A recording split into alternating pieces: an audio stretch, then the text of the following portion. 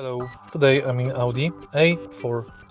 In this video I'll show you how to manage automatic transmission. In the beginning, take a look in the center of the car.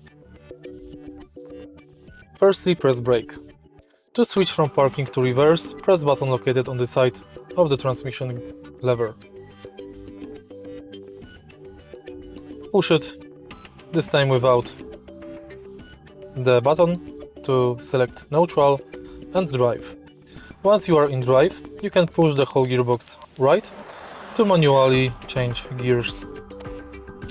In the end, push the button to select sport mode. Push the button and push the whole lever forward to go to parking. If you find this video helpful, please leave like, comment and subscribe.